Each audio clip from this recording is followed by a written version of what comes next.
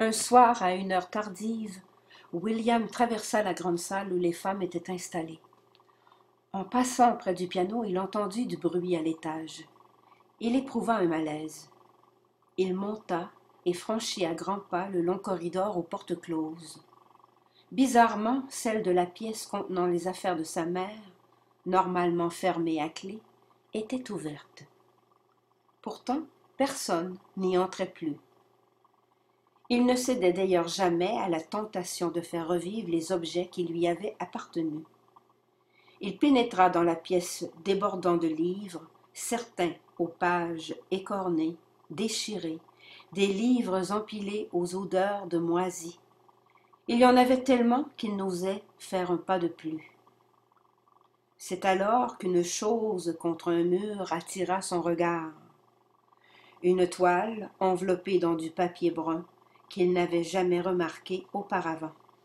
Il déchira le papier qui la protégeait et lui apparurent soudain les traits de sa mère. Le visage lui sembla amer et décontenancé, distant même. Il n'arrivait pas à le reconnaître, tellement sa douleur soudain révélée contrastait avec le souvenir qu'il en avait. En même temps, cette femme qui fixait au loin un point invisible, regard noyé dans un mystère sans accès, c'était elle qu'il avait vue s'étioler au fil du temps. Ce visage-là, c'était son dernier. Et c'était aussi le visage d'avant les autres, tous ceux qu'elle avait portés au cours de sa vie.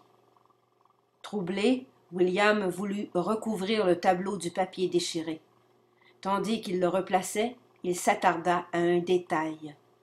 Dans le grain du visage, une ombre, et derrière le visage, une forme, silhouette tranquille comme une vague, et ne parvenait pas cependant à bien voir ce que ça représentait.